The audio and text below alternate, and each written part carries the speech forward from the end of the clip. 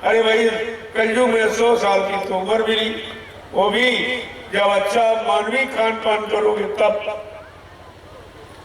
अगर गंदा खान पान किया और गंदी संग सोबत में चले गए और गंदे कर्म करने लगे तो 50 में खेल खत्म हो जाएगा। आपको कितने दिन यहाँ रहना, और उसमें से किसी का 40, किसी का 50, किसी का 60-70 निकल गया।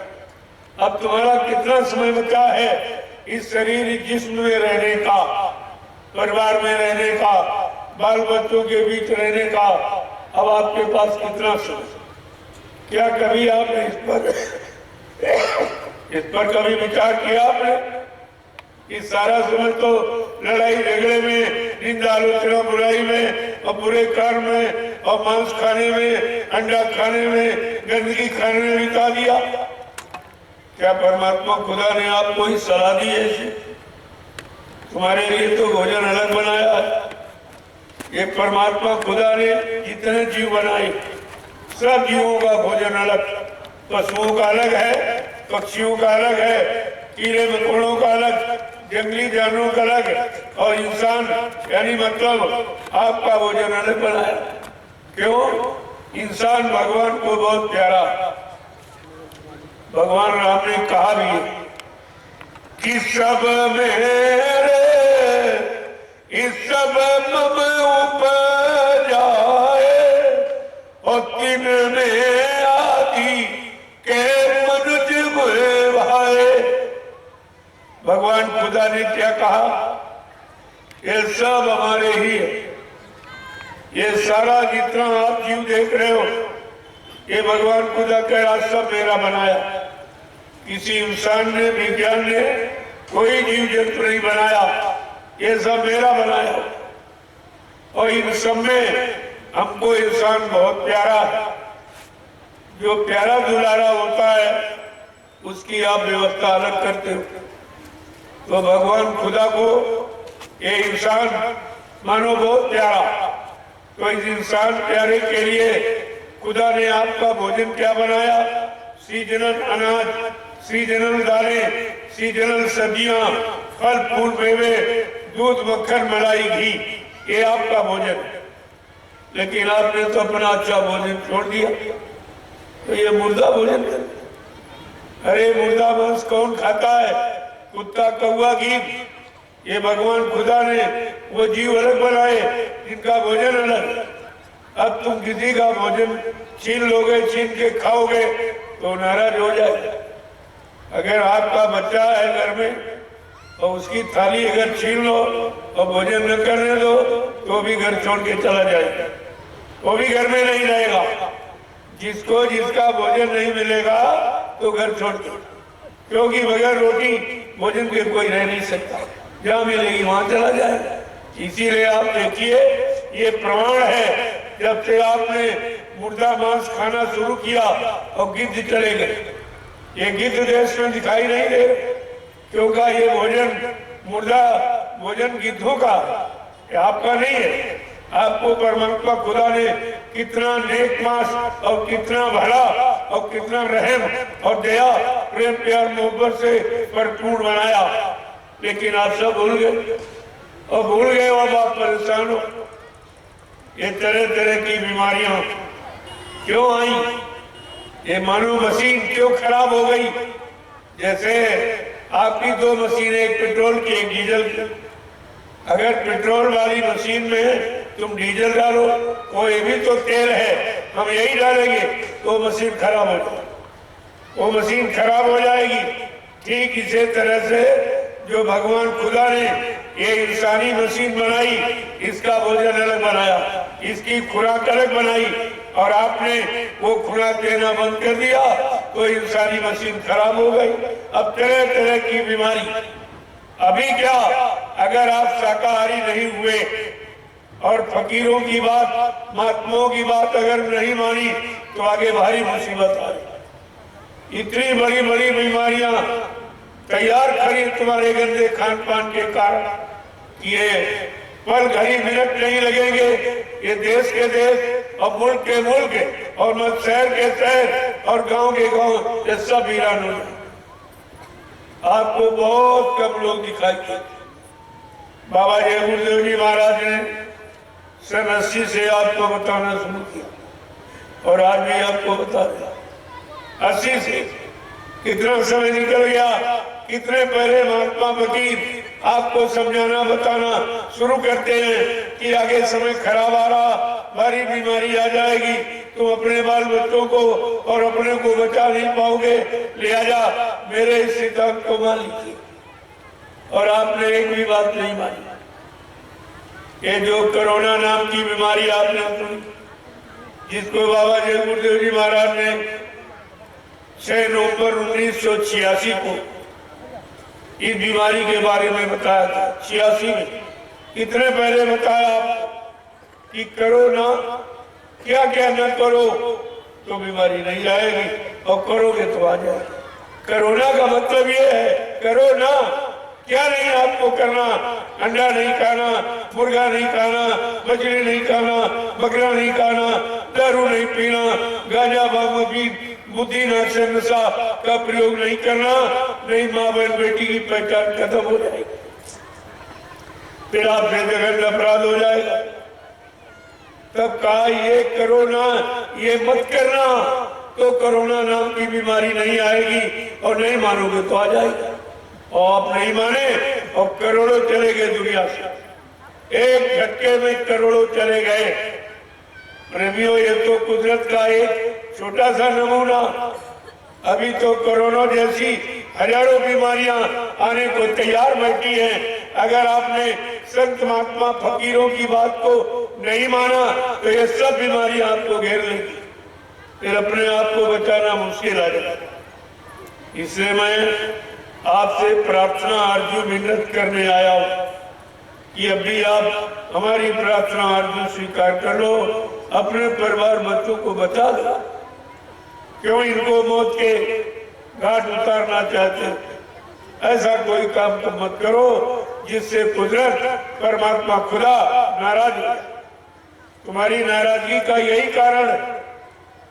अब तुम अगर किसी को बुलाओ, 2-3 बार वो न बोले तो आपको शंका हो जाती कि हमसे ये नाराज हो गया, फिर उसकी नाराजगी का आप कारण ढूंढते हो, उठते हो आप। लेकिन खुदा को तो आप 5-5 बार बुलाते हो दिन में, 5-5 बार नमाज अदा करते हैं, 5 बार खुदा को बुलाते हो, और खुदा एक बार भी नहीं बोलता। न बोलता है, न आता है, न सुनता, न कुछ कहता। तो तुम्हें सोचना चाहिए कि खुदा हमसे नाराज क्यों और परमात्मा नाराज क्यों। ये सब करते यानी पंडा पुजारी मंदिर की चोटी पर लाउड स्पीकर लगा के हल्ला मचा रहा, और मुल्ला मौलवी मस्जिद की चोटी पर लाउड स्पीकर लगा के हल्ला मचा रहा, और ग्रंथी गुरुद्वारे की चोटी पर लाउड स्पीकर लगा के हल्ला मचाता, और पादरी गिरजाघर की चोटी पर लाउड स्पीकर लगा के हल्ला मचा रहा। प्रेमियों, हल्ला में अल्लाह मिला। अरे अल्लाह मचाया तो अल्लाह मिला, परमात्मा मिला, खुदा मिला, गॉड मिला। फिर तुम्हारा बुलाने का मतलब क्या हुआ? जब बोलने से क्यों नहीं बोला? क्या कमी, क्या त्रुटि, क्या गलती, क्या गुनाह, क्या पाप हो गया? इस पर आपको विचार करना चाहिए। अभी तो मैं आपको एक स्नेह भरी सलाह देने आया और आपसे कुछ लेने नहीं आया हूं। ऐसा फकीर महात्मा तुम्हारे जीवन में कभी नहीं आया हो। जो आया होगा तो दान दक्षिणा, धोती रोटी लगोटी मांगने आया हो, लेकिन मैं देने आया हूँ, लेने नहीं। देना मेरा काम नहीं है, मेरा काम देने का। महात्मा फकीर लेते नहीं, देते हैं। अगर महात्मा और फकीर मांगेंगे तो देगा कौन? तो देने वाला कौन होगा? आपने इस पर अभी तक विचार ही नहीं कर पाया, और इतनी बड़ी भूल में आप पड़े रहे, और कितना भारी नुकसान हो गया। तो इसलिए तो मैंने अपना आपको परिचय दिया। जब मैं आपके नगर में आया, आते आते मैंने प्रसाद बांटना शुरू किया। क्या तुम्हारे जीवन में कोई तुमको प्रसाद देने आया? तुम्हारे घर दरवाजे चलकर तुम्हें बुलाकर किसी ने प्रसाद दिया है, ये है हमदर्दी। क्या ऐसी हमदर्दी लेकर तुम्हारे लिए कोई आया, या किसी ने तुम्हारे बारे में कोई हमदर्दी की है, या कभी ऐसा सोचा कि चलो बीमारी महामारी से इनको बचा लिया जाए और मुसीबत आपत्ति और दुखों से इनकी रक्षा और हिफाजत कर दी जाए? क्या कोई आया आज तक आपके? ये पहला मौका आपको दे रहा हूं कि अभी आप तेज जाओ, जाग जाओ। तुम्हारे हित की, तुम्हारे भले की, तुम्हारे लाभ की कोई बात करने नहीं आए। जो आए सब अपने लाभ की। अगर कोई नेता आया होगा जो चंदा नोट वोट की भीख मांगने आया होगा, अगर कोई तुम्हारे गांव शहर में महात्मा फकीर आया होगा तो दान दक्षिणा और धोती रोटी लंगोटी मांगने आया होगा, लेकिन वही ये काम करने लगे। मेरा काम इन सब से बिल्कुल अलग। आपसे कुछ नहीं लेना, बल आपको कुछ देना, और वो देना है जो कोई नहीं दे सके। ये प्रसाद पैसे से मोल नहीं मिलता, ये दया से, ये दुआ से आपको दिया जाता कि चलो एक बार ये अनजान है, मतलब अभी नहीं जान पाए, इनको नहीं जनाया गया, चलो भूल भ्रम में हो गए, इनसे गलती भूल हो गई, इनसे गुनाह हो गया, चलो एक बार इनको माफी दे दी और एक बार इनको बचा लिया जाए। मैं नैमिषारण महातीर्थ है, जो सबसे बड़ा तीर्थ है नैमिषारण, सीतापुर उत्तर प्रदेश, जो विश्व विख्यात, सारे विश्व के लोग हिंदू मुसलमान सिख ईसाई सब उस तीर्थ को मानते हैं, सब स्वीकार करते हैं। ऐसे मान तीर्थ से मैं ये शोभा यात्रा लेके निकला हूं, ये काफिला लेकर, और आपके बनारस होता हुआ और रांची में मैंने एक 7 दिवसीय आध्यात्मिक सत्संग, रूहानी तरक्की हासिल करने वाला, खुदा का दीदार कराने वाला, परमात्मा का मिलन कराने वाला, ये संदेश मैंने 7 दिन बाद दिया। वहीं से काफिला कुछ झारखंड के जिलों से होता हुआ आपके पूरे बिहार का भ्रमण करेगा।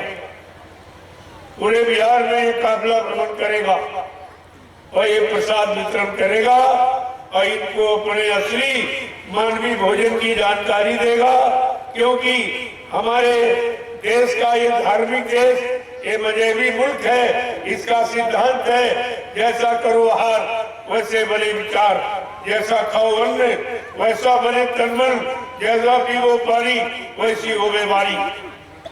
ये देश का नियम कानून है और आप नहीं मानोगे तो मुसीबत में चले जाओ। जैसे यहाँ कानून बना है, अगर नहीं मानोगे तो आपको सजा दी जाती। ऐसे ईश्वरी विधान, खुदा का भी विधान है, उसने भी नियम कानून बनाया और फकीरों महात्माओं के जरिए उन्होंने संदेश भेजा कि जाओ संपूर्ण इंसानी जात को मेरा ये पैगाम, मेरा संदेश ये सुना देना, बता देना, ताकि कोई ये न कहे हम पहले की तरह आपको ये कहने नहीं देंगे कि हाय हुसैन हम न हुए। हम आपको ये नहीं कहेंगे। मैं आपके गांव में आया हूँ, आप सुबह से मैंने आपको देने का काम, ये 2-3 किलोमीटर जो प्रसाद बांटा गया, कितने कुंटल बांट दिया गया और आपने उसके बदले कुछ, यही से आपको समझ लेना चाहिए ये काम ये हिंदुस्तान में किसी ने कभी किया ही नहीं और आज भी कोई कर रहा और न कोई आगे कर सकेगा। ये ऐसा काम आपके लाभ का है, आपकी संभाल का है, आपकी सुरक्षा का है, आपके बचाव का। अब आप नहीं मानोगे तो तुम जाओ, तुम्हारा काम है, लेकिन आप ये नहीं कहोगे अभी वक्त है गुनाहों से, तू तौबा कर ले, फिर न कहना कि हमने सुना था पैगाम ने। ये आप नहीं कह सकते। अभी आपको गुनाहों से, पापों से माफी मिल जाएगी, क्योंकि फकीरों का ऐलान हो रहा, संतों महात्माओं का पैगाम सुनाया जा रहा। ये आपको समय से सुनना चाहिए, क्योंकि आपके लाभ, आपको देना नहीं बदले में, लाभ लेना। अगर ये भी नहीं कर पाए, जो मतलब यानी धर्म शास्त्रों में लिखा है, सब लोग इसको अपनाते, हित अनहित पशु पक्षी जाना और मानव तन गुण ज्ञान निधाना, कि हित अनहित पशु पक्षी भी जानता है, तो मनुष्य होकर अपना हित नहीं समझ पाए, अपना लाभ नहीं समझ पाए, अपनी रक्षा सुरक्षा संरक्षा और हिफाजत नहीं समझ पाए। ये तुम्हारी पढ़ाई लिखाई का मतलब क्या? तुमको ये अक्षरों का ज्ञान जो कराया गया किताबों से, इसका मतलब क्या था? इसका मतलब था सही सच्चे काम की जानकारी, सही सच्चे समय की जानकारी, सही सच्चे काम की जानकारी, सही सच्चे खान पान की जानकारी। इन काले अक्षरों का ये मतलब, ये तालीम और शिक्षा का यही अर्थ है कि हम सब लोग अच्छे सच्चे नेक भले ईमानदार बन जाए, हमारे में रहम और दया आ जाए, हम सबसे प्रेम प्यार मोहब्बत करें, ये सब एक दूसरे के काम आवे और माँ बहन बेटी बहू की परख और पहचान करें।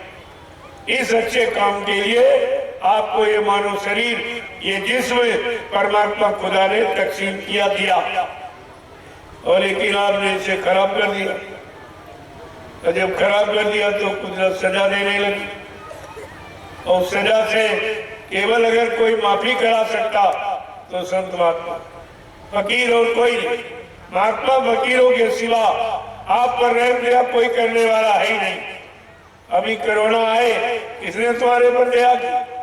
कौन राष्ट्रपति प्रधानमंत्री मुख्यमंत्री ने बचा पाया किसी को? कोई डॉक्टर वैद्य हकीम, कोई दवाओं अस्पतालों ने आपको बचा पाया? अरे ये कुदरत का दिया हुआ है, यानी गुनाहों की सजा है, इसे कोई माफ नहीं कर सकता। ये मोटी बात आप समझ।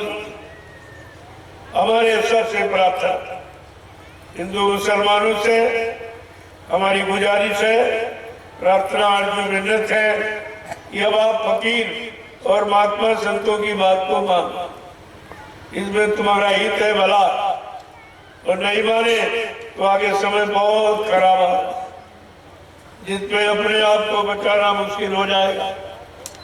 ऐसे खराब समय से बचाने के लिए तुम्हारे दरवाजे कोई आया, कोई प्रधानमंत्री मुख्यमंत्री, कोई राष्ट्रपति आया, जिनकी जिम्मेदारी है, जिनको आपने चंदा नोट वोट दिया है, महंगाई भरी है, टैक्स भरे हैं, महात्मा फकीरों को आपने क्या किया? कुछ नहीं। जिनको कुछ नहीं दिया और कुछ नहीं माना समझा, वो तुम्हारी मदद के लिए निकल पड़े, और जिनको आपने सब कुछ दिया उन्होंने कुछ नहीं सोचा। कोई व्यवस्था नहीं आपके लिए बनाई, और न इनके बाद कोई व्यवस्था है। 70 साल की आजादी, ये सब आपको प्रमाण दे रही। इन्होंने क्या किया? आप चुनाव करते रहे, चुनाव पर चुनाव, चुनाव पर चुनाव, सारा देश चुन गया, कुछ नहीं बचा, सब चुन गया। आपको मालूम नहीं है, इन लोगों ने बताया भी आपको नहीं, एक चुनाव में 70 अरब रुपए खर्च होता। ये पंचवर्षीय चुनाव जो होता है, एक चुनाव में 70 अरब रुपए, ये कितना महंगा है। और इतने बड़े महंगे चुनाव से भारत की जनता को तो कुछ नहीं मिला, कुछ। अरे रोजी रोटी तो परमात्मा खुदा देता है, लेकिन न्याय सुरक्षा ये तो तुम्हारे बस की बात की, वो भी नहीं दे पाए, न न्याय दे पाए न सुरक्षा कर पाए। अगर दो बातें कर देते तब भी ये भारत देश खुशहाल हो जाता। सब लोग अपने अपनी जगह पर शिष्ट और सभ्य बने रहते, और सब अपनी जगह पर मतलब यानी पारिवारिक और सामाजिक जीवन में अपना सुख अनुभव, शांति का अनुभव करते रहते। लेकिन प्रेमियों मिला कुछ नहीं, आपको कुछ नहीं मिला है, और 70 साल निकल, 14 पंचवर्षीय आपकी निकल गई। जब 14 पंचवर्षियों में नहीं मिला तो अब क्या मिलने वाला? अरे 70 साल का समय कम होता, एक जीवन होता है। अब 70 साल तो आदमी जिंदा रह पाता, और 70 साल तुम्हारे निकल गए चुनाव करते करते करते। तुमने तो चुनाव किया और इनको चुना, लेकिन इन लोगों ने तुम्हारे लाभ का कोई काम नहीं किया। तुम्हारे लाभ का, तुम्हारे भले का, तुम्हारे कल्याण का कोई काम नहीं चुना आज तक। अब आगे क्या चुनेंगे? तो कम से कम भगवान खुदा ने आपको बुद्धि दी है। ये बुद्धि है परीक्षण का यंत्र। इससे आपको पहचान करनी चाहिए ये अच्छा क्या है, बुरा क्या है, पाप क्या है, पुण्य क्या है, सुख क्या है, अशुभ क्या है, असली क्या है, नकली क्या है। ये सबकी पहचान के लिए कौन तुम्हारा है, कौन तुमको अपने लिए प्रयोग कर रहा। इन्होंने हमेशा तुम्हारा प्रयोग किया है, लेकिन तुम्हारे प्रयोग का कोई सामान इन्होंने आज तक नहीं दिया। कोई सामान आपको नहीं। यहाँ केवल एक ही सिद्धांत है, लूटो खाओ मौज उड़ाओ। ये मंत्र सिखाया जाता है। जनता की जरूरी चीजों पर पाबंद लगाया जाता है। यानी मतलब तुम्हें न्याय नहीं मिलेगा, तुम्हारी सुरक्षा नहीं होगी, तुम्हें नौकरी नहीं मिलेगी, तुमको टैक्स नहीं माफ किया जाएगा। ये तो सब है, ये तो कहा किया, लेकिन ये नहीं कहा कि तुम्हें नौकरी मिल जाएगी, योग्यता के अनुसार तुमको काम मिल जाएगा, तुमको धंधा मिल जाएगा। देश में कुटीर धंधे या अन्य धंधे व्यापार चला दिया जाए तो सारे देश के लोगों को काम मिल जाए। ये कहीं कुछ केवल दो की प्राथमिकता है, शराब के ठेके और मुर्दा मांस की बिक्री। इसके अलावा कुछ। जब ये तुम्हारे यहाँ लॉकडाउन लगा तो तुमको 3 महीने के लिए सजा, सबको अपने घर में जेल बना दी गई। अपने अपने घरों में जैसे जेल में बंद रहते ऐसे तुम 3 महीने बंद रहे हो। किसी ने कुछ कहा, किसी ने पूछा, किसी ने हमदर्दी, कोई विपक्ष ने तुम्हारे पक्ष में कोई बात कही कि भाई कौन सी गलती की, कौन सा गुनाह किया, कौन सा पाप किया, आखिरकार हमको अपने घर में जेल की तरह से बंद क्यों किया जाए? हमारा व्यापार क्यों बंद कर दिया, हमारी दुकान क्यों बंद कर दी, हमारी रोजी रोटी कैसे चलेगी, बाल बच्चों का पालन पोषण कैसे होगा? किसी ने पूछा भी नहीं और किसी ने बताया। और तुम्हारा न्यायालय, कार्यालय और विद्यालय सब बंद,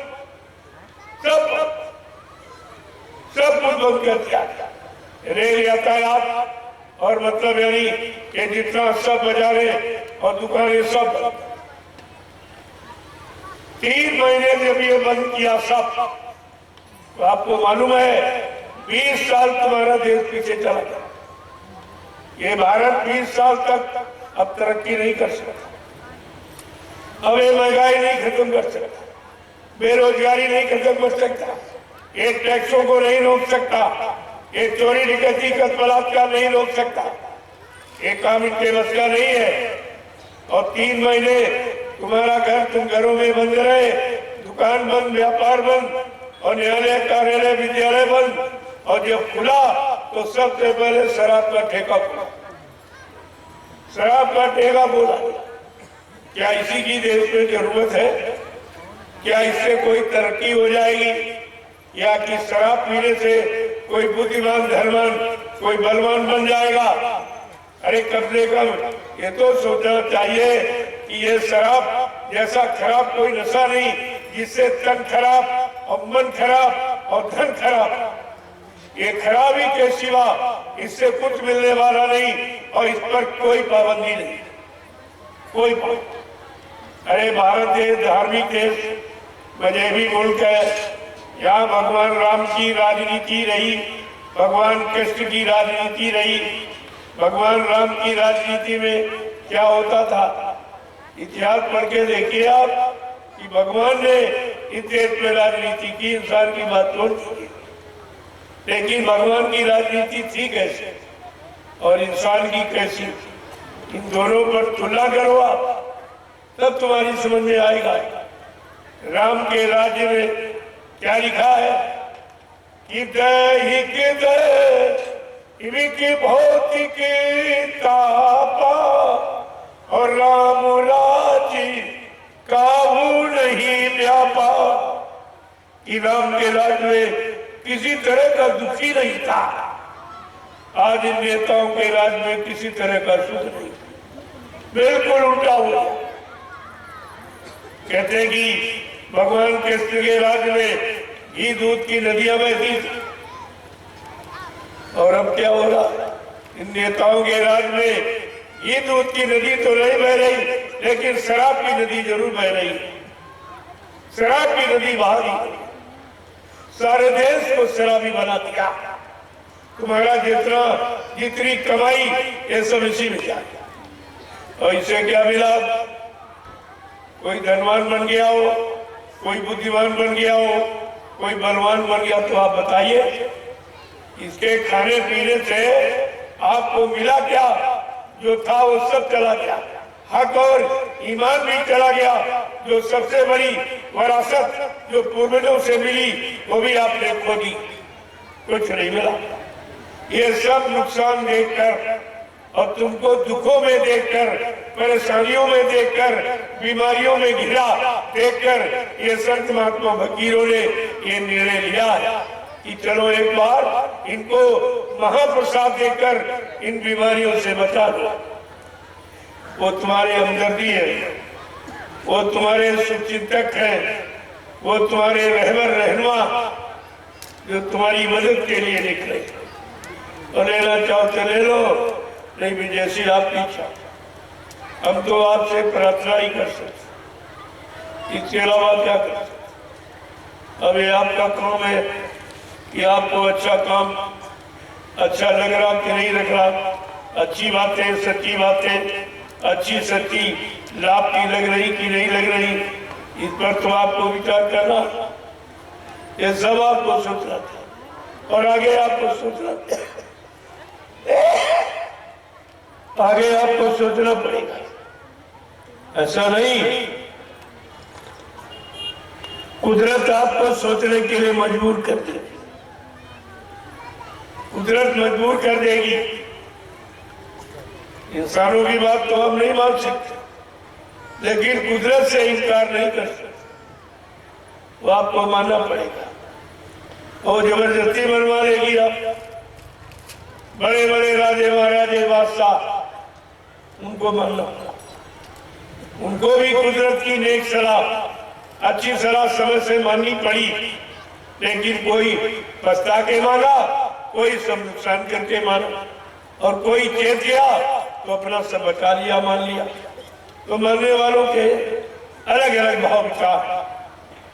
मानने वाले कोई तो मार खा के मानता, कोई मार देख के ही मान जाता है। भाई मार पड़ रही है, अब पर भी पड़ेगी, चलो पहले ही अच्छी सच्ची बात मान लो, तो क्यों मार पड़े?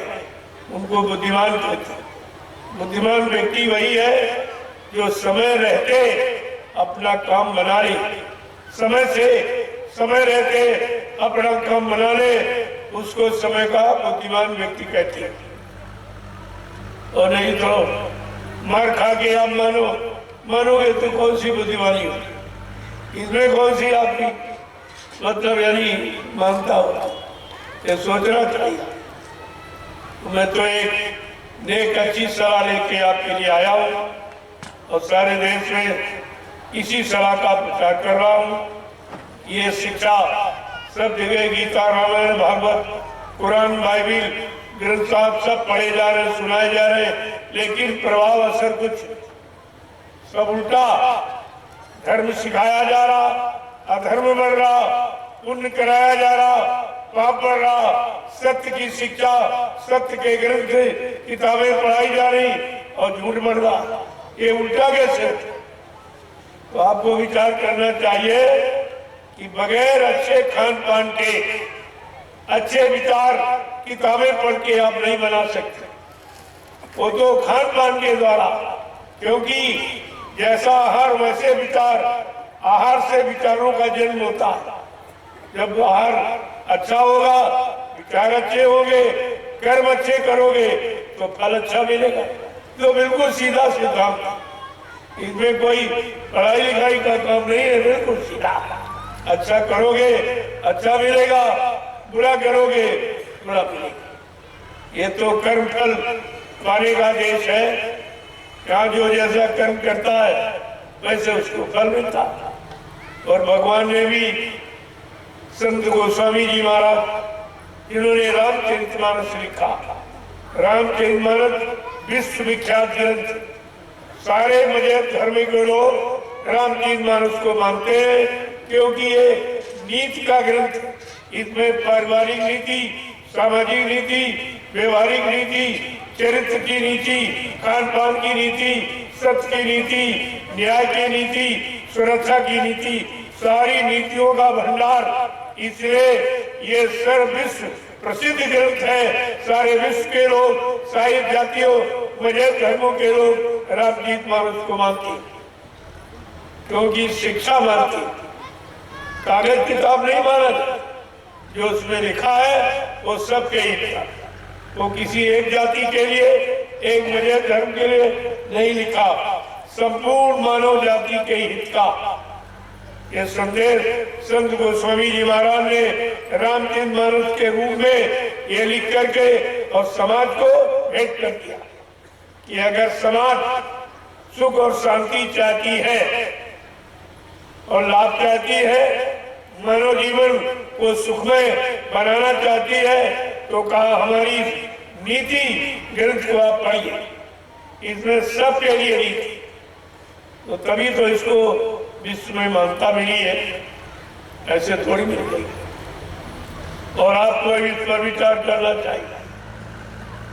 मैं इसीलिए आपके बीच में ये खुदा का खुदाई पैगाम, परमात्मा का संदेश लेके आया। ये उसकी तरफ से संदेश, एक बार संपूर्ण मानव जाति को, संपूर्ण इंसानों को मेरा पैगाम, मेरा संदेश एक बार इन सबको दे दो, ताकि कोई हिंदुस्तान में ये न कहने पावे कि हमको समय का संदेश और समय की अच्छी सच्ची बात मालूम नहीं थी, ये कोई कह न पावे। प्रेमियों, इसलिए संत महात्मा फकीर अपनी फर्ज अदायगी कर रहे हैं, जो आपके लिए आया हुआ और आपको दिया जा रहा, इसके बदले आपसे कुछ लिया नहीं जा रहा। सब यहाँ मुफ्त में खैरात में दिया जाता, एकदम मुफ्त में दिया जाता किसी तरह, और सबके लिए। हमारे यहाँ कोई हिंदू मुसलमान ये मतभेद, कोई रगड़ा झगड़ा नहीं, ये हम भेदभाव नहीं रखते। हम तो केवल इंसानी जात एक समझते हैं।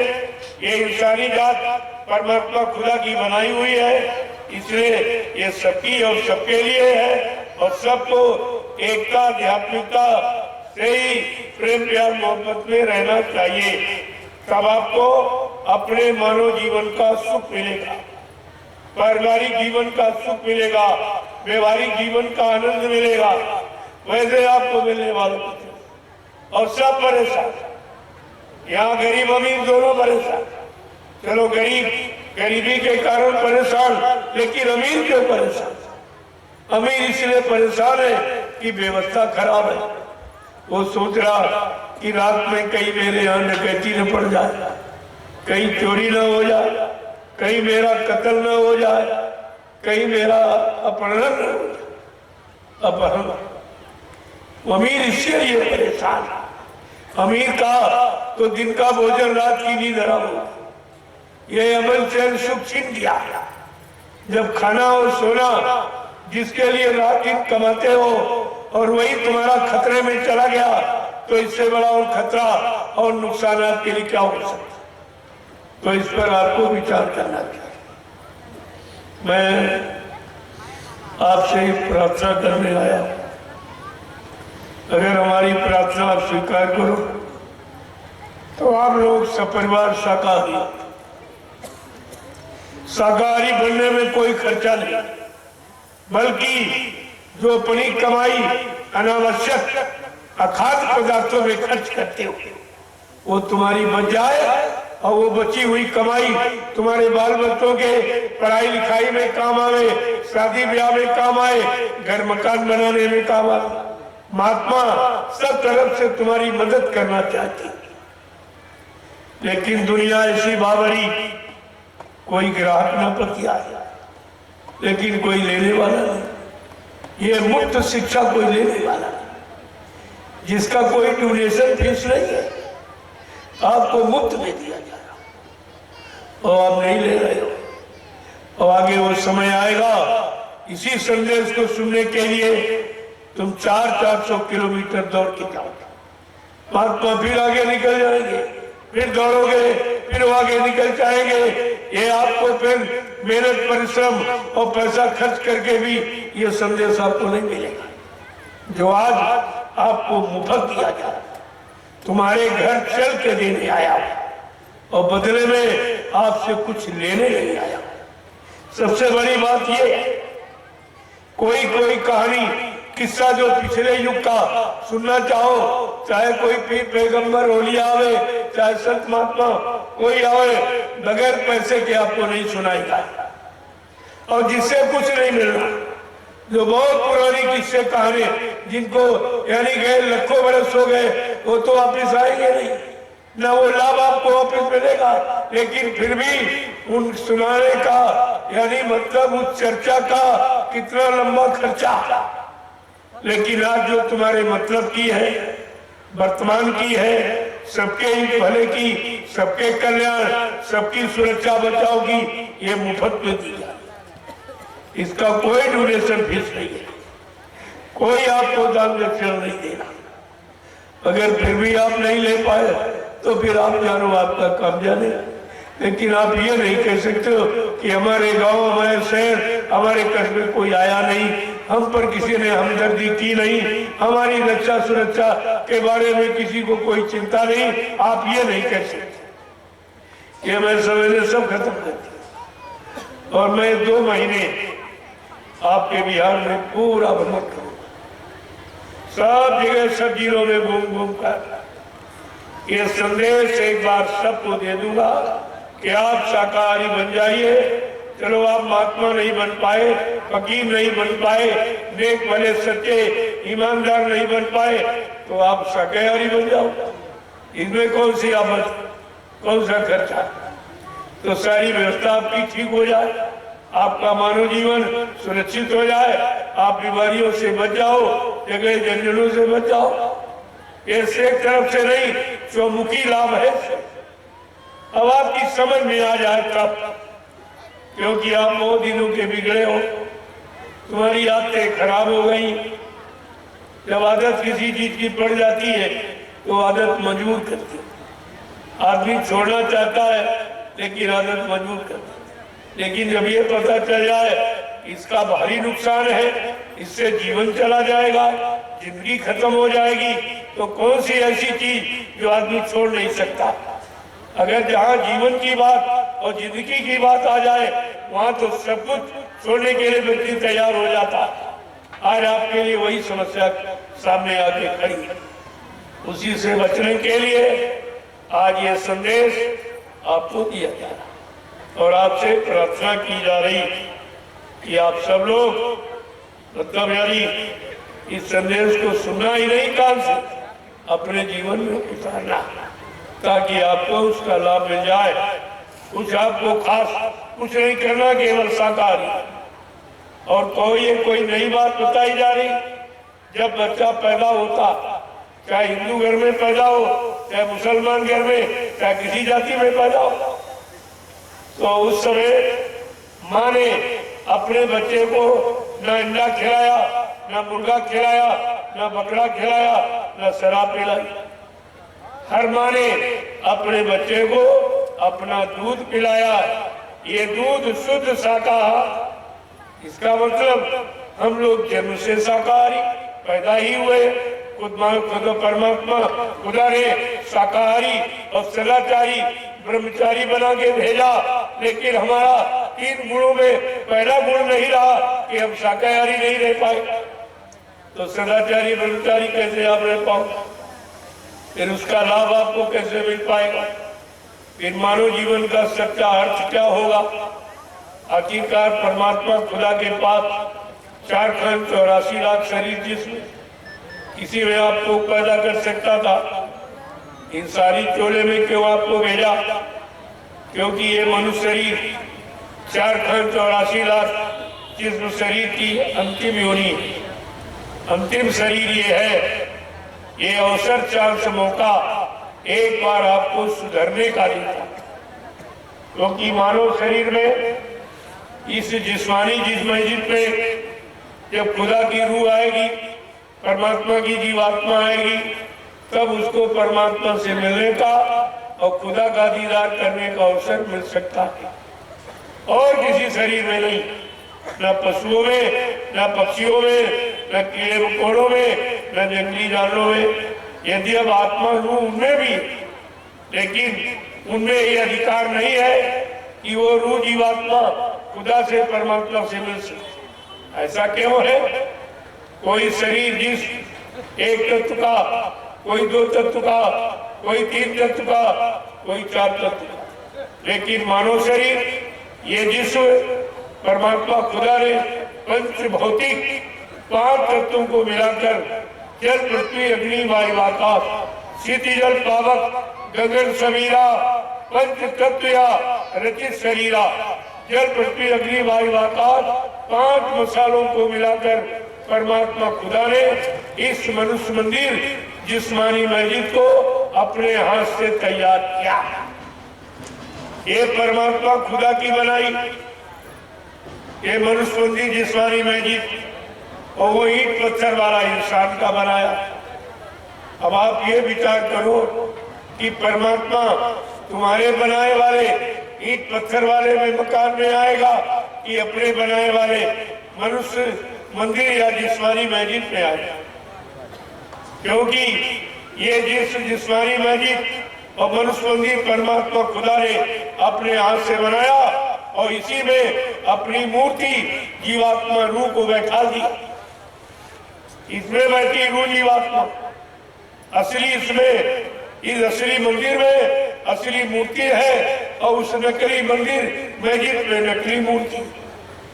अब आपको ये विचार करना चाहिए कि असली वाला काम आएगा कि नकली वाला, जिंदा काम करेगा कि मुर्दा काम, जड़ काम करेगा कि चेतन काम करेगा।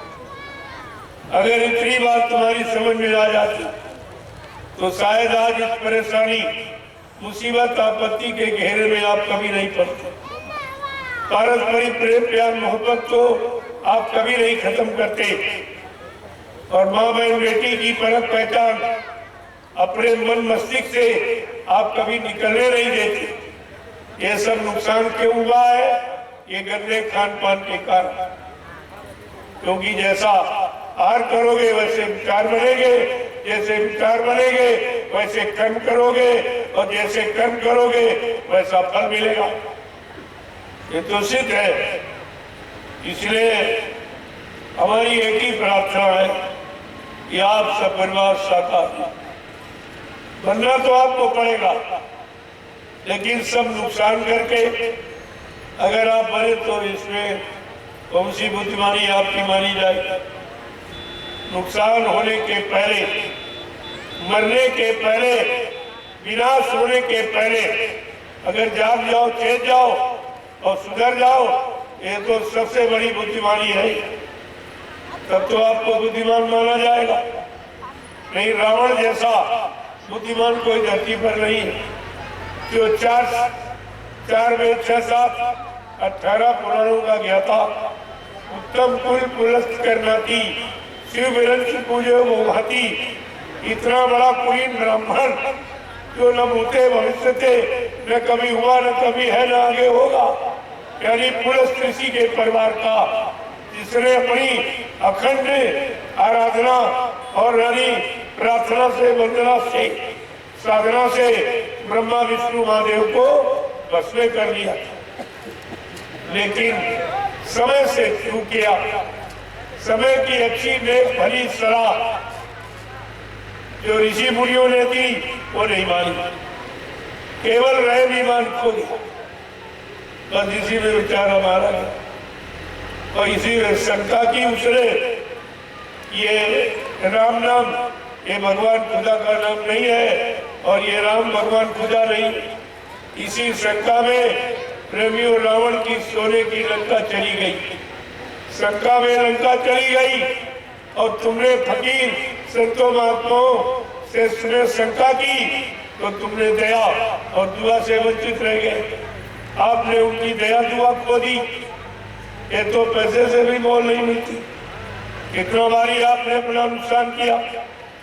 अगर जानकारी आप जो पहले की तवारीख है, जो पहले के सत्संग है या पहले के इतिहास है, अगर उनकी उससे जानकारी आप लिए होते तो आप आज आपका वर्तमान बिल्कुल नहीं बिगड़ता, एकदम पाक साफ निर्मल और पवित्र और अच्छा सच्चा ये बना रहता और आप सारी मुसीबत परेशानी बीमारियों से बिल्कुल अलग थलग खड़े होते। लेकिन न मानने का परिणाम है कि आप किसी मुसीबत से बच नहीं पाए और जो मुसीबत ने आपको परेशान किया वो तो कम है और जो आगे आने वाली जिनसे बचने के लिए ये समय का संदेश आपको दिया जाए, समय से आपको आगाह किया जा रहा, होशियार सिखाया जगाया जा रहा, तो ये तो बात आपको समय से समझ में। जय गुरुदेव,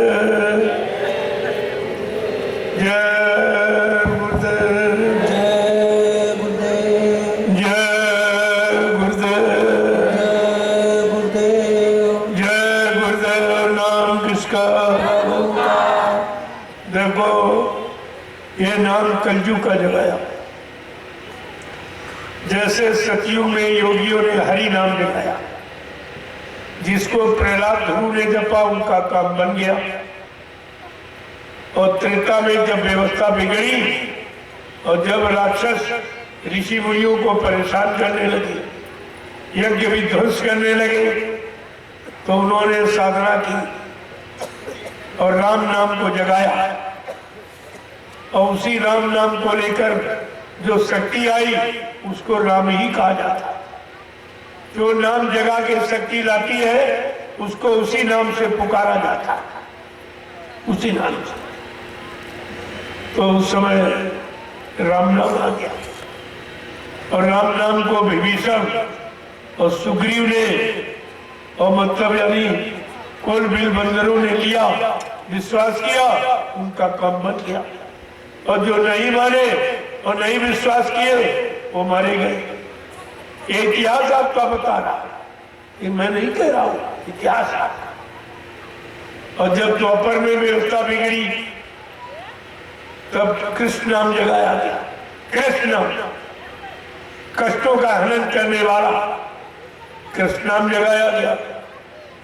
और कृष्ण नाम को जिसने लिया ग्वाल बाल गोपिकाओं ने, उनका भला हो गया। और लेकिन बाकी सब मारे गए। जिन्होंने नहीं माना, नहीं विश्वास किया और निंदालोचना बुराई करने लगे तो सब मारे गए। ये 3 युगों का इतिहास बता रहा। जगाए हुए नाम को जो नहीं माना वो मारा गया। आज कलयुग है तो कलयुग में भी कोई नाम जगाया जाना चाहिए। जब हर युग में नया नाम और नया महापुरुष जगा के लेके आया और नाम का प्रचार कराया और नाम से जीवों को जोड़ा और उनका भला कर दिया। जो जुड़ गए और मान लिए वो समय से बच गए, जिन्होंने विरोध किया वो मारे गए। तो आज ये कलयुग के जीवों के लिए ये जय गुरुदेव नाम बाबा जय गुरुदेव महाराज ने जगाया है। ये उनका जगाया हुआ, ये किसी का सुनाया पढ़ाया लिखाया नहीं नाम, ये जगाया हुआ है। और जगाया हुआ नाम ही जीवात्मा और रूहों को जगाएगा और खुदा और परमात्मा से मिलाएगा। ये जो पढ़ने वाला नाम या सुनने वाला नाम ये नहीं काम करेगा। जो नाम जगाया जाएगा वो जगाने वाला महापुरुष स्वतः अपनी शक्ति अपनी बदौलत से उस नाम का प्रभाव तुम्हारे ऊपर डालेगा और तुमको उस नाम का लाभ दिलाएगा। ये उसके हाथ की बात है। तो इसलिए बाबा जी ने जय गुरुदेव नाम जगाया है। प्रेमियों, ये प्रभु का नाम, प्रभु नाम का प्रचार यहाँ कभी नहीं। कभी नहीं हुआ। ये पहली बार इस पृथ्वी मंडल पर प्रभु नाम लेकर जो सच्चे रहनुमा और सच्चे रहबर और सच्चे मालिक जो आपके लिए आए, इनको अनामी महाप्रभु कहा गया। जब अनामी महाप्रभु अनामी धाम से और महाप्रभु प्रभु नाम लेके आए और प्रभु नाम को जगाया और प्रभु नाम को सिद्ध किया और प्रभु नाम से प्रचार कराया और जीवात्माओं को, रूहों को जगा रहे हैं और प्रभु नाम का बेड़ा भवसागर में लगाकर ये वादा कर रहे हैं, जो हमारे इस प्रभु नाम के बेड़े पर जो जीवात्मा सुरत रूह बैठ जाएगी वो अपने घर पहुंच जाएगी, वो अपने घर जाएगी और कोई नहीं जा सकता। देखो कितना बड़ा लाभ देने के लिए आए, आप वो भी लाभ नहीं समझ पाए। अब ये कुदरत मार लगाने जा रही, उससे भी आपको बचाने के लिए ये शाकाहारी बनने के लिए संदेश दिया जा रहा। अगर इसको भी आप नहीं माने तो फिर आप परेशान हो जाओगे, बीमारी बीमारियों में चले जाओगे, फिर आपका बचाना मुश्किल हो जाएगा। ये तो रहबर रहनुमा है जो तुम्हारे पर रहम और दया करने आए, आपकी रक्षा सुरक्षा संरक्षा हिफाजत करने आए काम। लेकिन आप उनको पहचानते नहीं, पहचानते और ये आते कब है? तो तुम्हारे पुराना इतिहास क्या कह रहा है कि जब जब हो ये धर्म की हानि और बाढ़ है आंसू रहे अधम अभिमानी कि तब तब प्रभु इधर मनुज शरीरा और हरि कृपा निधि सज्जन पीरा। ये त्रेता इतिहास बता रहा, त्रेता द्वापर का इतिहास क्या बता रहा कि यदा यदा ही धर्म ग्लानिर्भवति भारत अभ्युत्थानम धर्मस्य तदात्मानो सृजामि हम।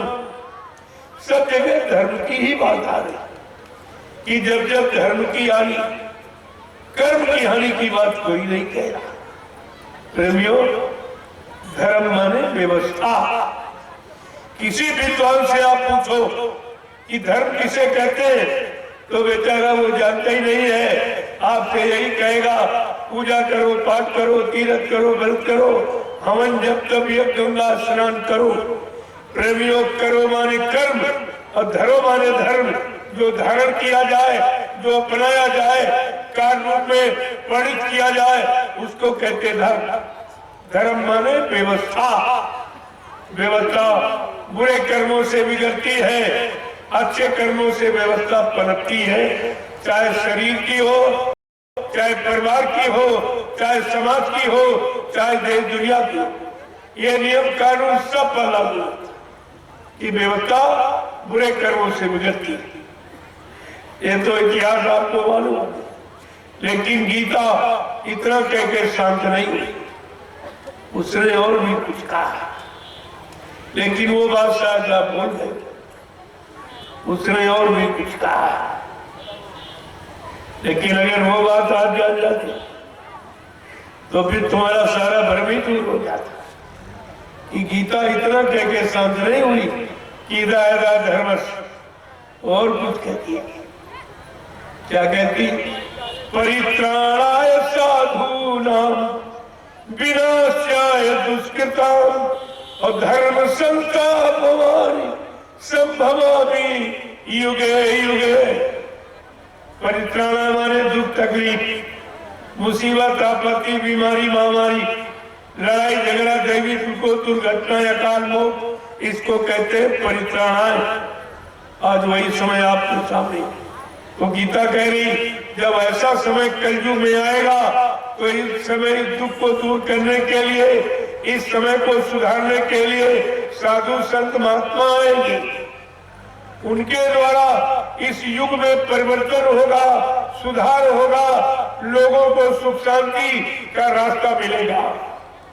इतना साफ साफ गीता ही कहते, उसी को अगर पढ़ लेते समझ लेते तो शायद इतनी भारी भूल और गलती और गंदे खान पान में आप कभी नहीं जाते, कभी नहीं जाते।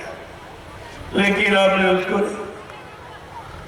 आगे फकीरों ने भी कहा, ऐसा नहीं कि जब नींव धर्म की हिलती है, जब नींव धर्म की हिलती है, कोई हस्ती खुदा से उतरती है, कोई हस्ती खुदा से उतरती है, रहमान उन्हें सब कहते हैं, रहमान उन्हें सब कहते हैं, ये रूहों पर रहम वो करती है, रूहों पर रहम वो करती है। देखिए कितनी बड़ी बात है। कहा उनको रहमान कहते हैं और वो रूहों पर रहम करने आते, वो सजा सुनाने नहीं आते हैं, रहम करने माफ करने आते, वो माफी का पैगाम संदेश ले आते। जबकि यहाँ किसी ने माफ किया ही नहीं, चाहे वो त्रेता के राम हो, द्वापर के कृष्ण। वो इतिहास उठाइए, उन्होंने माफ नहीं किया बल्कि मार काट के खलिहान किया। कितने को मारा काटा, किसी को माफ नहीं किया।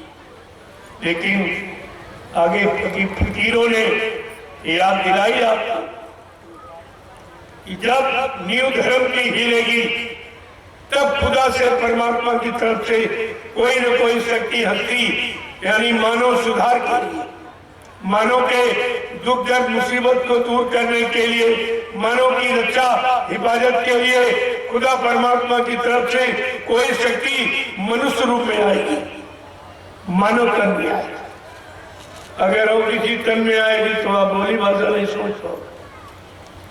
अगर पशुओं में आ जाए, पक्षियों में, तो आप बोली भाषा नहीं सोच। और कोई शरीर न धारण करे और बताने बोलने लगे तो आप कहोगे भूत आ गया, तो आप डरने लगोगे, उनके पास नहीं जाओगे, उनसे लाभ नहीं पा सकोगे। इसलिए लाभ देने के लिए उन्होंने सब पर रहम की बरसात करने के लिए ये जिस्म, मानो जिस्म धारण किया, जीवात्मा रूहों की कल्याण की।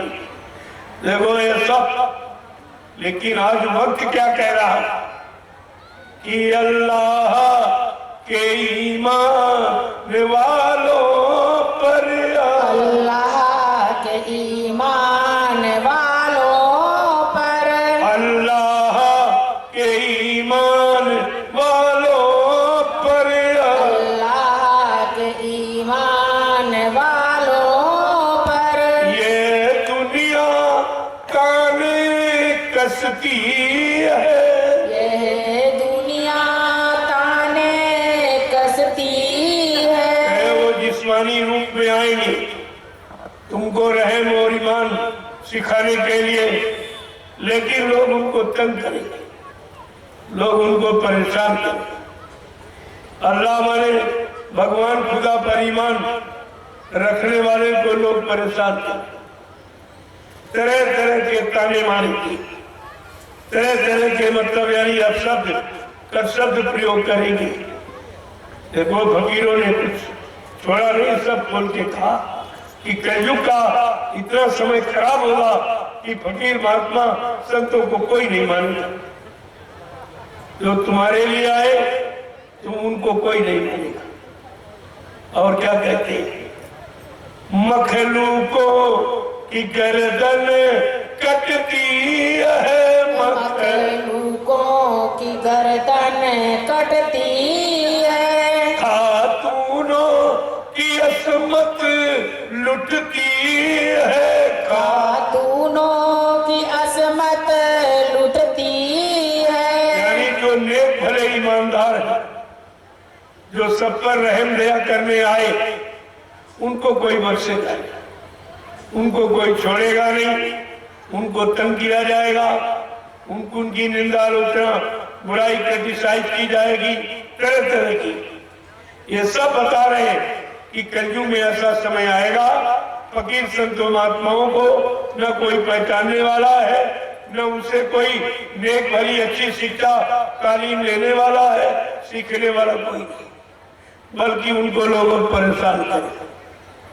लोगों की तरफ खराब सुने। एक तो तुम्हारे भलाई के लिए कोई आया नहीं, और जो आए उनको तुमने पहचान पाया नहीं, अपना बना पाया नहीं, अपना भला कल्याण करा नहीं पाया। एक कितना बारी आपने अपना नुकसान किया और अब भी नहीं समझ पा रहे हो कि हमने नुकसान किया और अब भी कर रहे हो। अब भी आपकी समझ में कुछ नहीं आ रहा। देखिए कितनी बड़ी चीज ये फकीरों का काम है। आप ऐसा मत समझो कि ये किसी एक कौम जाति के लिए संदेह लेके आया हो। सर्व मानव इंसानी जाति, हमारे यहाँ कोई जात पात नहीं, कोई झगड़ा नहीं किसी तरह का, जात पात पूछे नहीं कोई, हरि का भजन सो हरि का। परमात्मा खुदा के पाने में कोई जात पात लागू नहीं होती। परमात्मा खुदा की कोई जाति नहीं, और भक्त भगवान मुरीद की कोई जाति नहीं है, और मतलब गुरु और शिष्य की कोई जाति नहीं। जातियां तो आपने यहाँ बना दी और अपनी सामाजिक पारिवारिक व्यवस्था को खराब कर दिया और आपस में लड़ते झगड़ते। ये सब आपने किया और उसी किए का अब फल भोग रहे हो, परेशानी उठा रहे हो। तो महात्मा फकीर अब भी आपको हो दिलाने आ गए कि चलो गई सो गई और रही वो संभालो, न ये भी जाने वाली है। जो समय निकल गया, जो समय खराब हो गया, नहीं समझ पाए, नहीं जान पाए, तो कम से कम जो बचा है उसे तो सुधार लो और ये संकल्प कर लो आज से कि अब लो नसानी अब ना नसाई। जो समय खराब हो गया, जो सांसों की पूंजी खराब हो गई, जो गुनाहों में, पापों में, हिंसाओं में, हत्याओं में और बुराइयों में, व्यभिचार कुचार में जो समय चला गया, उसके लिए प्रार्थना करो, अर्जुन मिन्नत करो, माफी मांगो और ये संकल्प ले लो कि अब लोग नसानी अब न नसइयो, तो आपको माफी मिल जाएगा। और रोज गलती, रोज माफी, रोज गलती, फिर कुछ नहीं, फिर आपको किसी तरह की नहीं बल्कि सब मिला के दूनी चौगुनी सजा आपको मिल जाएगी। तो आपको माफी नहीं मिलेगी, फिर मैं ब्याज के आपको सजा मिलेगी। इसलिए जब से मालूम हो गया ये खराब कर्म है, ये बुरा कर्म है, ये पाप कर्म है, तो उससे आपको यानी निवृत्ति ले लेनी चाहिए, उससे आपको बचना चाहिए और संकल्प लेना चाहिए कि अब ये कभी ऐसा कुछ नहीं होगा। जो जीवन से जीवन बचा है वो आपकी शरण में और आपके आदेश हुकुम पालन में खर्च करूंगा तो तुम्हारी सब माफी हो जाएगा। वो तो जन्म जन्मांतर का पाप काटने माफ करने आए, लेकिन एक बार संकल्प तो लो कि अब लो नसानी अब न नसानी। लेकिन आप करना कुछ नहीं चाहते, तो करते तो बुरा ही करते हो। भला आप जानते नहीं हो, एक तो आप जानते नहीं हो, कोई सच्ची अच्छी बात बताए वो आप मानते नहीं। ये दो बीमारी और आपने हो गई, इसीलिए आप परेशानियों में चले गए। जय गुरुदेव, गुरुदेव, जय गुरुदेव, जय गुरुदेव, जय गुरुदेव,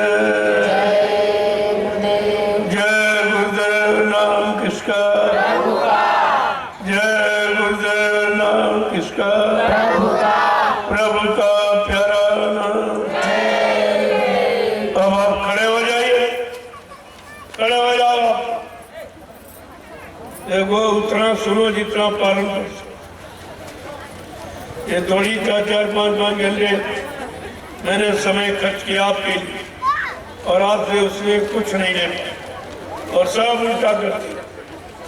इसलिए अब मैं उतना समय खर्च करूंगा जितना आप संभाल के रख सकते, उतना बताऊंगा जितना जीवन में उतार सकते। ये व्यर्थ में समय तुम्हारा और अपना मैं खर्च नहीं करूंगा। देखो कितनी देर में भी खड़े नहीं हो पाए। जितनी ज्यादा देर आपको खड़े होने में है उतनी देर अच्छे से अच्छे काम को लाने यानी सचिव आने में उतना ही नहीं। ये देरी आपकी तरफ से। अब खड़े होने का मतलब समझो, पहले खड़े तो रोज होते बैठते रोज, लेकिन खड़े होने का मतलब अब अच्छे से अच्छे काम करने के लिए खड़े हो। जब खड़े नहीं होगे तो चलोगे कब, और चलोगे नहीं तो करोगे कब। अब करोगे नहीं तो लाभ कैसे मिलेगा? बगैर करने का तो लाभ यहाँ नहीं मिलता, वो तो करने का लाभ। इसलिए और बैठो तो भजन पूजन इबादत के लिए बैठा इसीलिए जाता कि खुदा की इबादत, भगवान का भजन, देवी देवताओं की पूजा, बैठा इसीलिए जाता। तो जब बैठो तो भजन पूजन और इबादत के लिए। ऐसे व्यर्थ में बैठना आपका अच्छा नहीं है, क्योंकि जीवन रोज जा रहा है।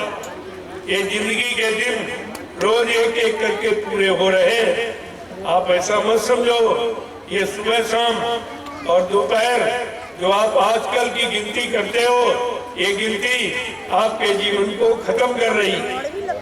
रोज के रोज कम होगा। आज का दिन निकल गया, एक दिन कम हो गया।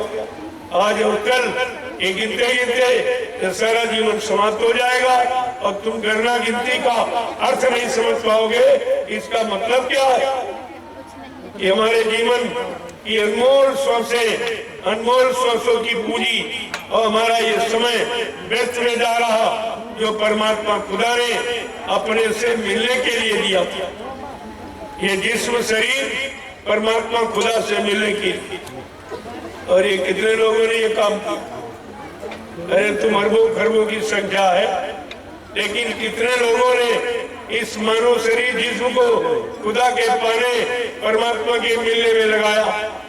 ये तो कोई एक आध दो निकलेंगे, बाकी तो सब इसी संसार के मिलने में, इसी को समेटने में, इसी को इकट्ठा करने में जो तुम्हारा है नहीं।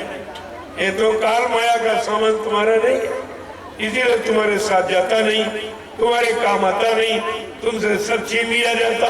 तुम नंगे आए हो और नंगे ही चले जाओगे। लेकिन बात समझ में आपके नहीं आई, क्योंकि ये बात किसी ने बताई नहीं आप कि माँ के पेट से हम लोग नंगे अकेले पैदा होते। कोई सामान, कोई कपड़ा, कोई दुकान मकान, खेती जमीन कुछ लेके नहीं आता। जब लेके नहीं आए हो तो यहाँ से लेके कैसे जाओ? ये तो सामान आपके प्रयोग के लिए दिया गया, आप प्रयोग कीजिए और इसके बाद आपसे लेकर दूसरे को दे दिया जाए तो दूसरा पैदा होगा, उसको दे दिया। अगर एक ही लेके चला जाए, जो पीछे आएंगे उनको क्या दिया जाए? ये व्यवस्था प्रयोग की है, ले जाने की नहीं, खराब करने की नहीं, सदुपयोग की, दुरुपयोग की नहीं है। जय गुरुदेव,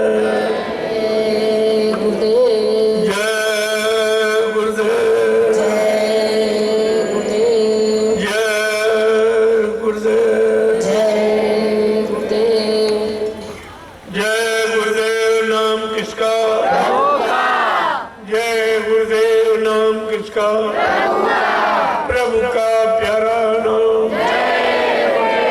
जोर से बोलो, सब मिल बोलो, बोलना होगा, अभी से बोलो।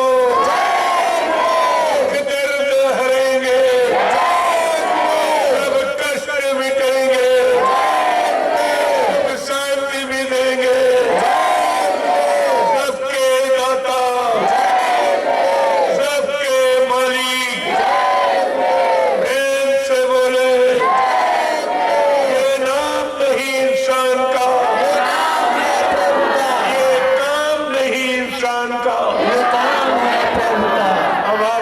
सोच लेना चाहिए ये काम अब इंसानों के बस का नहीं रहा।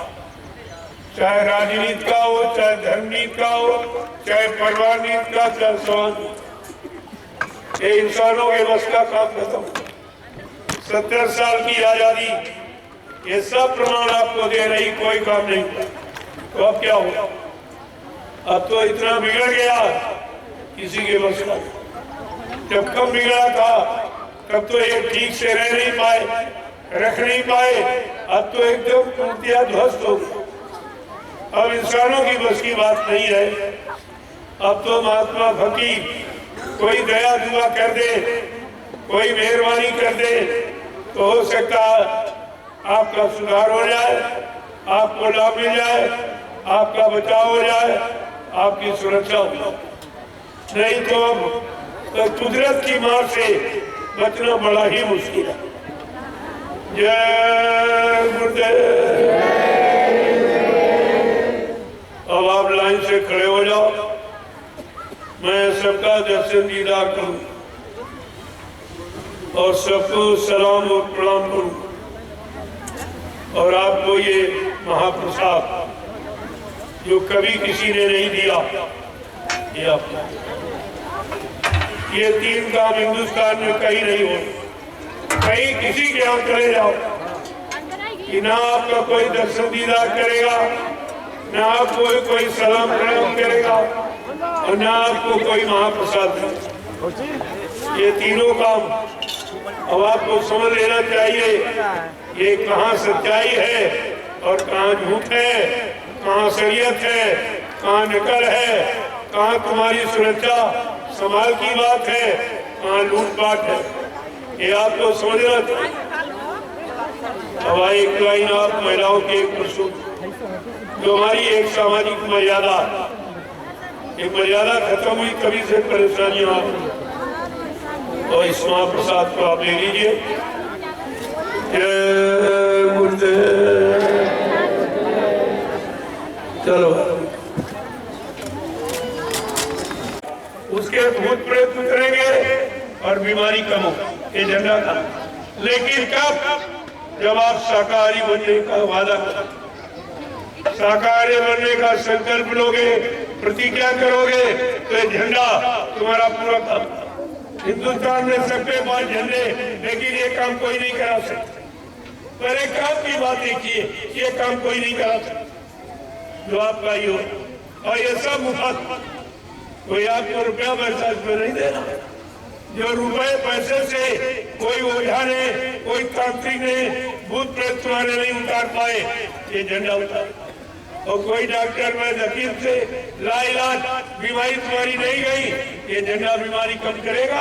अगर आप पूर्ण शाकाहारी बनने का संकल्प और प्रतिज्ञा लोगे तो, जैसे बिना परहेज के डॉक्टर गारंटी नहीं लेता, ऐसे ये परहेज है। इसमें अंडे, शराब, मांस मछली से दूर, निंदा आलोचना बुराई क्रिटिसाइज से दूर, दूसरे के धन स्त्री पति से दूर, ये परहेज है। अगर आप परहेज करें, मैं दावे के साथ आपके बीच में कह रहा हूँ, ये देव गुरुदेव नाम जो परमात्मा खुदा घाट का है, ये सबके हित का और सबके लाभ का है। इस्लाम को जो आप लोगे तो आपका काम बन जाएगा। अब मुसलमानों ने कहा भाई हम कैसे लें? तो हमने कहा तुम ये कहो कि जय गुरुदेव नाम खुदा का, जय गुरुदेव नाम खुदा का। आप ये कह लीजिए, आप अपने हिसाब से कह लो। अरे भाई दवा चाहे अंग्रेजी में लिखी जाए चाहे हिंदी में, अरे दवा तो काम ही करती है, दवा तो दवा ही है। चाहे हिंदी में नाम लो चाहे अंग्रेजी में लो या और किसी भाषा में, वो तो काम करेगी। ऐसे नाम चाहे उर्दू में, चाहे हिंदी में, संस्कृत में या किसी बोली भाषा में आप प्रयोग करें, नाम अपना काम करें। उन मुसलमानों ने कहा भाई हम कैसे लें? हमने कहा आप ये को एक गुरुदेव नाम खुदा का, एक गुरुदेव नाम खुदा का, कोई लाभ तुम्हें मिलेगा। लेकिन शाकाहारी ये सत्य है, ये भाई सत्य। अगर आप ये नहीं मानोगे फिर कोई गारंटी नहीं, फिर कोई गारंटी हमारी नहीं। इसको ध्यान रखिए। जय गुरुदेव। झंडे की परिक्रमा करो। देखिए कितना बड़ा लाभ है जो हिंदुस्तान में कहीं चले जाओ, ये लाभ कोई तीर्थ में, मुहूर्त में, तीर्थों में कहीं आते, ये लाभ कोई नहीं देते। और वहां आपने कितना रुपया चढ़ाया, पेड़े बताते चढ़ाए और वो सोना चांदी और सब सामान चढ़ाया, लेकिन तुम्हें कुछ नहीं मिला। तुमको बदले में किसी ने कुछ नहीं दिया और यहाँ कुछ नहीं लिया जा रहा और सब लाभ आपको दिया जा रहा। केवल एक चीज मांगी जा रही कि आप शाकाहारी हो जाए और केवल ये कि आप शाकाहारी, वो भी मांग रहा हूँ तुम्हारे लिए, तुम्हारे हित के लिए, तुम्हारे भले के लिए, तुम्हारी सुरक्षा के लिए, कोई अपने लिए थोड़ी कह रहा हूँ। जय गुरुदेव। अब आप लोग प्रसाद ले लीजिए, लाइन खड़े।